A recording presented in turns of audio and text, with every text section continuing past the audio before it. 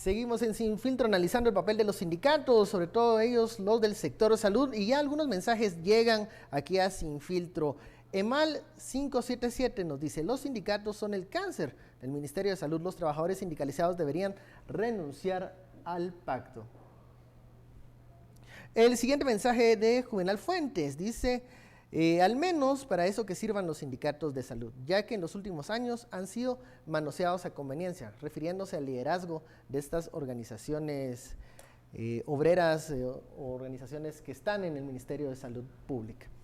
Y por último, el usuario Hawk nos dice: si realmente estos sindicalistas buscan la mejora del país con valentía y dignidad, que renuncien al pacto. Son algunos de los mensajes que nos llegan.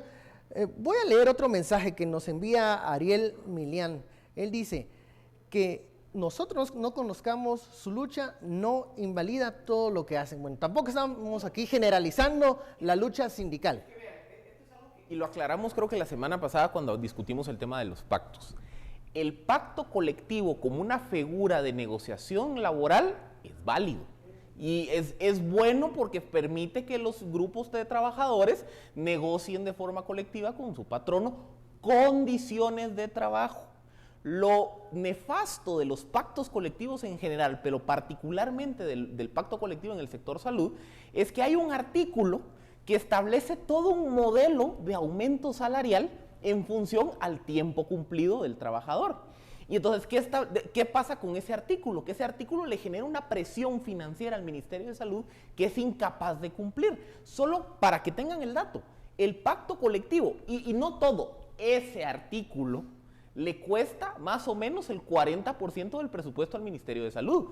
Entonces, cuando hablamos de denunciar el pacto colectivo, realmente no quiere decir que vamos a retroceder las condiciones laborales de los sindicalistas de aquí a 40 años, sino que el asunto es, vean, ustedes tienen que entender que no es sostenible financieramente un acuerdo en el cual básicamente 2.800 millones de quetzales quedan comprometidos solo para cumplir con esa normativa de remuneración. Aquí hay que encontrar una alternativa, porque como lo explicábamos, el problema que hoy tiene el Ministerio de Salud es que para cumplir con las obligaciones financieras que le establece el pacto colectivo, ha tenido que dejar de erogar presupuesto para pago a proveedores y servicios básicos. Y ahí está el ¿Y ahí qué ocurre? Entonces, ahí los mismos proveedodores son los que hoy le están diciendo al ministerio: si no me pagas, no te proveo. Con toda la razón. Ajá. Pero el proveedor tiene razón. Ahora, Estuardo, Philip, hablábamos de las personas que van al sistema de salud pública, a estos hospitales de referencia, Hospital San Juan de Dios, al Hospital Roosevelt. Muchas veces son personas que en su mayoría no tienen acceso a una salud privada. Correcto. Hablamos que las personas que tienen un ingreso medio muchas veces prefieren pagar un doctor privado cuando tiene alguna dolencia. ¿Qué hacemos para que estas personas, no estoy descartando ningún método, ya sea vía patronato, vía la subsidiariedad, la gratuidad de la que se habló en la administración anterior, para poder atender a todo ese sector vulnerable que no puede acceder a pagar la medicina? Mira, en BLM, en Viva la Mañana, hay un reportaje y yo lo presenté la vez pasada como un ejemplo de una señora con cáncer terminal que está haciendo cola porque nuestros reporteros fueron, que eran 5 de la mañana. Sí, haciendo largas colas. Sí, pero largas colas en el San Juan de Dios. Solo para toparse cuando llegan a la puerta de que ese día no iba a haber servicio y que era... pero por el otro lado, adentro también, cuando hablas con los doctores, dice, ¿pero qué quiere que haga? No hay, no tenemos cómo. Si les doy aquí, quito del otro lado. Y entonces el costo es en vidas. Ese es el costo más grande que el sindicato tiene que entender. O sea, 1.000, 2.000 por ahí millones, y ojo que aquí pues fueron, el pacto colectivo va junto con el Ministerio de Educación, y tiene incrementos empezó con el 3,5, luego se fue al 7, y luego va a ir al 11%. En lo que está viviendo hoy el Ministerio de Salud le va a pasar al Ministerio de Educación de aquí a unos 2, 3 años. Porque los pactos que firmó Otto Pérez son muy similares. Están casados. No, están casados. Y los incrementos que tenía, digamos, mira, es que el sindicato de salud en realidad y el de educación son los sindicatos más fuertes, por eso los políticos son los más políticos. Buscan los favores de estos dos. Solo para darte un dato que siempre es el que más duele. Solo en dietas, el sindicato de salud cobra 52 millones. Y recordemos otra en cosa. dietas. Y decime, ¿qué sindicato en Estados Unidos? Te agrego otra cosa. Los sindicalistas tienen 24 bonos acordados por el pacto colectivo. Es que ahí es donde les digo, vean, el pacto colectivo como herramienta de negociación de condiciones de trabajo, no hay que satanizarlo, es válido. Es correcto. Lo nefasto es cuando yo en un pacto colectivo le pongo tantas condiciones financieras al empleador, en este caso al Ministerio de Salud, que lo voy a amarrar ad eternum, que es lo que está pasando ahorita. Y entonces, ante esta crisis, vean, realmente hay dos soluciones. La solución inmediata a la crisis y la solución estratégica. La solución inmediata a la crisis es, hay que encontrar una salida legal para, ya sea denunciar el pacto colectivo, que ya ese proceso está encaminado. Hay quienes dicen que podría entrar ahí la figura de la lesividad.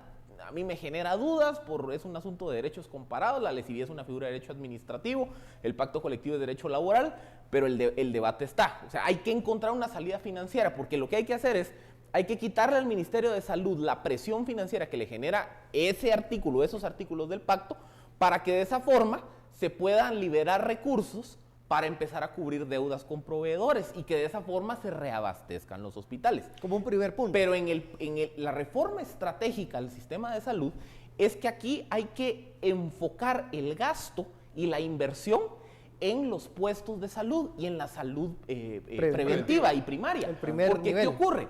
Porque si yo atiendo la salud desde una perspectiva preventiva y desde una perspectiva Pues primaria, también, yo voy a empezar a desconcentrar los hospitales. Y los hospitales por su operación son sumamente caros. Es mucho más caro recibir a un paciente porque presenta alguna afección gastrointestinal en un hospital que hacerlo en un puesto de salud, porque el hospital tiene infraestructura, más médicos, etcétera, etcétera. Entonces lo que se tiene que buscar aquí es cómo fortalecemos esos puestos de atención primaria para desconcentrar la red hospitalaria. Eso obviamente implica inversión, implica desarrollo de nuevas figuras. La ONG serán una alternativa, pero se volvieron una corrupción. Implica también generar un proceso de concientización para la población, para decir, vea, no venga directo al hospital, vaya al centro de salud. Pero eso implica que ese centro de salud tenga medicina, tenga atención. El MIT, el Massachusetts Institute of Technology, tiene desarrollado una maravilla de tecnología médica, la cual se puede comprar, y con la tecnología que tenemos, con estas cosas, nosotros podemos bajar sustancialmente los costos de servicio. Muy sencillo, estetoscopios que no necesitan que esté el doctor porque el doctor está en otro punto. Hay doctores que lo hacen en Quetzaltenango, con pacientes en Acosta, con pacientes en Toto, con pacientes, y entonces tienen la información. Se necesita una inversión. Sí, se necesita, pero fíjate que técnicamente eso ya se puede hacer. Si miramos el modelo de Little Intelligent Communities, que se llama LINCOS, que cuando lo hicieron la primera vez, el gobierno de Arzú lo trajeron a Guatemala porque era para Guatemala, y el gobierno de Arzú no aceptó, no dio el dinero, eran como $20,000 lo que costaba.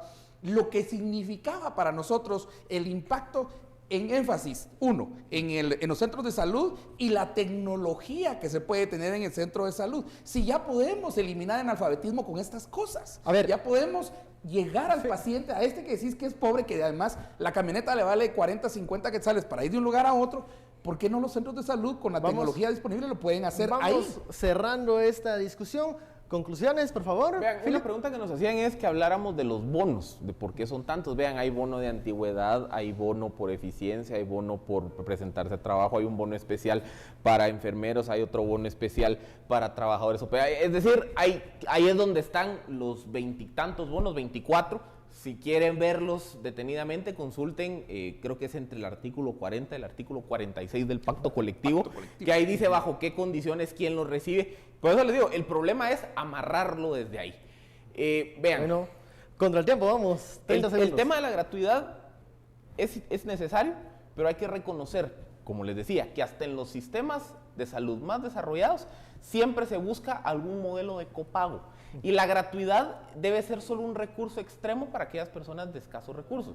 Ya vimos que el problema que hay es que sin la gratuidad, el sistema del Estado es incapaz de poder generarle suficientes recursos al sistema de salud para que preste servicios. Bueno, Starro, brevemente, por favor. Rápidamente, el sindicato está apoyado por un grupo que sale del Sindicato de Salud, que es el Frente Nacional de Lucha. Frente Nacional de Lucha es un pseudo sindicato o grupo de presión en alquiler, Cualquiera que quiera hacer su bochinche puede ir a alquilar a eso. Para eso ha servido el sindicato de salud, para generarnos grupos que vienen a hacer esto. Y segundo, esta es una advertencia para Jimmy Morales.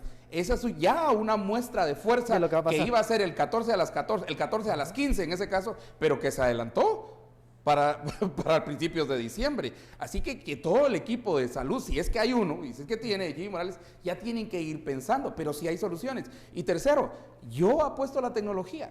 Así han apostado muchos países en África, sobre todo ahora, no solo en salud, sino también en alfabetización, y han sido exitosos. Vamos con los resultados de la encuesta para ver qué decidió la audiencia, y estos son los datos finales. Preguntábamos qué deberían hacer los salubristas, existían 3 opciones. Y el 85% pide renunciar al pacto, un 10% que vuelvan a sus labores y un 5% que sigan manifestando. Bueno, yo sí creo que el Estado debe garantizar la salud, lo hablábamos con Estuardo. Es constitucional, Hay que ponerle fin a la corrupción, revisar los pactos sin vulnerar derechos laborales, creo. Es importante no satanizar toda la figura. También se deben de revisar las compras, ¿no? Y la inversión debería de incrementar en ese sector, en ese ministerio. Bueno, los dejo, se nos acaba el tiempo. Muchísimas gracias, Estuardo. Bueno, nos encuentran a Gustavo Alejos, ahí nos cuentan. Ahí estamos, hablamos de eso. Philip, muchísimas gracias por este análisis que nos ayuda a ver otros aspectos de esta crisis de salud. Y a usted, muchísimas gracias por seguirnos aquí en Sin Filtro desde las 10 de la noche y desde las 9 de la noche con todas las noticias en Noticiero Guatevisión. Soy Ben Genchín, que tenga una muy feliz noche.